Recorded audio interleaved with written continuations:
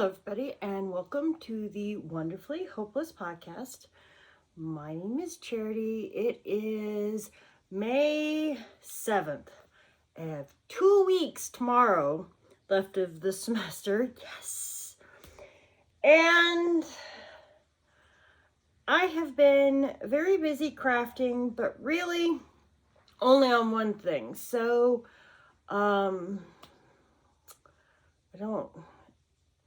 So after my last podcast, I found out that there was going to be a baby shower at work for one of the teachers. Now, I don't go to baby showers.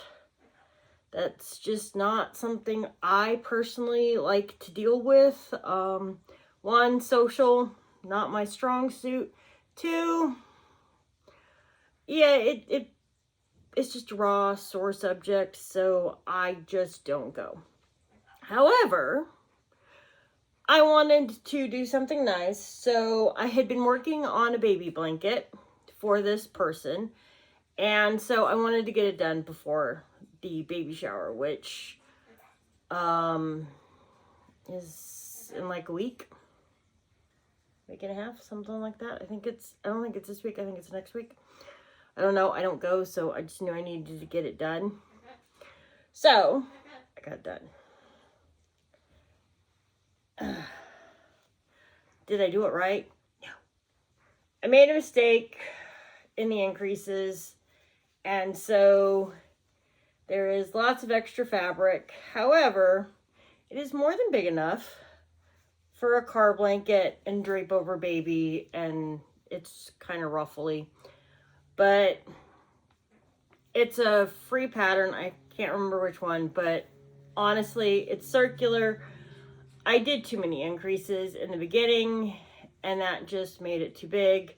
So I had already decided that, because I didn't really follow the pattern, you start increasing, and I didn't do the increases right. But like I said, it's pretty.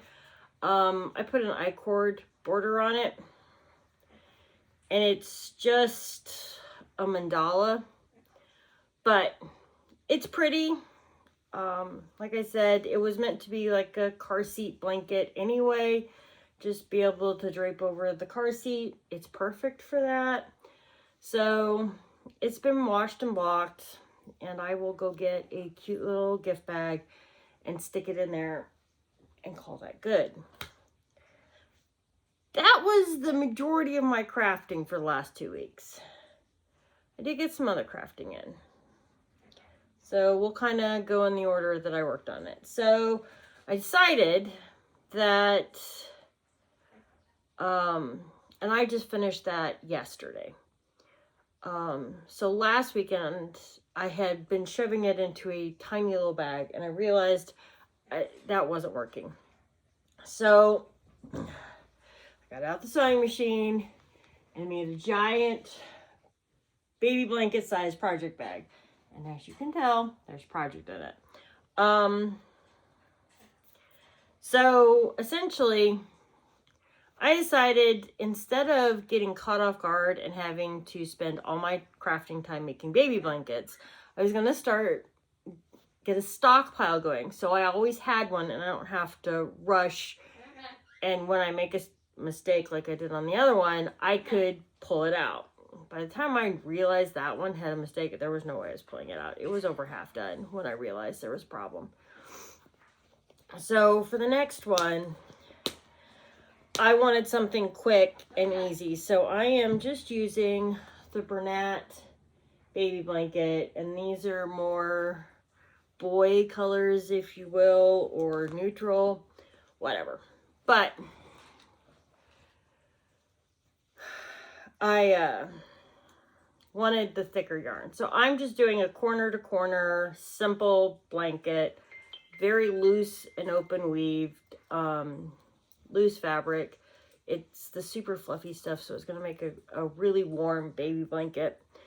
But that would get one in my stack. I don't have anybody I know that I need to make a baby blanket for right now, but I'd like to have like 3 or 4. And the the super bulky yarn makes fast work. So this is going to go on the treadmill. This is just going to be treadmill, and I'm going to get like 2 or 3 blankets done. And then I'm going to go back to doing the circular. I can donate baby blankets. I can do lots of things with baby blankets, but I would like to have some so that I can give them as gifts when needed. So I wanted to get that done. So now that that's done, and I don't have to worry about baby blanket now, the other big project for May was the Stitchrovia Awesome Myth. So this is this project. Be so awesome. People think you're a myth. So I started this one and I had some problems. So here's where I'm at now. And as you can see, it's a little dark. And it's very sparkly, which does not come across very well. But the first color up here matched the fabric too closely. You could not read it. I wasn't going to play with it. So I had to find something to swap it out. And you can't read it very well on the camera, but in person you can read it. And in person, this just pops beautifully. So I had to figure out the fabric. I am using sparkle wherever I can. So the top of the bee is in DMC Metallic, or DMC Light Effects, that's what that is. And then the top of these letters are the Etoile.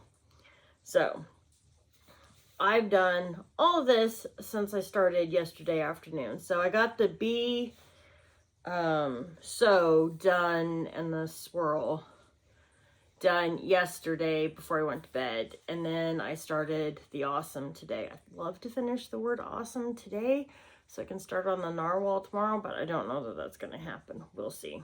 So this is 28 count fabric that I dyed myself. And this piece is my homage, awareness, whatever you want to call it. This was inspired by the fact that May is Rare Disease Awareness Month. And like I talked about last month, my cousin just found out that her daughter has a rare disease. So Ehlers-Danlos syndrome is what my cousin's daughter has. So between my husband with Huntington's disease and my cousin with Ehlers-Danlos, I kind of really wanted to do something special for the month. One, people who suffer from these diseases need all the support they can get. And 2, the caregivers of people with these diseases need probably even more support, because depending on your network and support, you know, you could be a caregiver by yourself and you have nobody to lean on. So, you know, it's not easy to be a caretaker for somebody with these diseases, and it's not easy to have these diseases. So, in my opinion, everybody involved is awesome. And I needed a reminder of that, and I thought my cousin's girl could use something as a reminder as well. So this is for her. Might have to stitch it again, because I think this would be great in my classroom as well. But this is for my cousin's daughter. She didn't know that yet, but that's all right. And they don't watch my videos, so they won't know until it's done. Hopefully by the end of the month. That is my goal. So I'm going to be doing mostly monogamous. I do have knitting that I will rotate when the so I have a pinched nerve, and the cross stitch upsets the nerve more than the knitting does. So when the nerve becomes inflamed and I can't cross stitch anymore, then I switch to the knitting, because that's the craft I do that upsets the nerve the least. Crochet causes me some pain with the carpal tunnel and the arthritis, and knitting I can largely do pain-free for the most amount of time. So I have to be a little bit more careful with the stitching, but I'm going to make this my primary focus. And hopefully when I come back in 2 weeks, I actually have more progress on something other than just one project. But for now, that is my goal, is to finish that project by the end of the month. I'd like to pull out, I'd like to work on my mermaid at some point, but I'm not doing anything until this gets done. So it's a kind of short and sweet video. Doing tons of yard work and stuff. It's that time of the year. So I hope everybody has a great next 2 weeks and gets lots of crafting in, and I'll talk to you later. Bye now.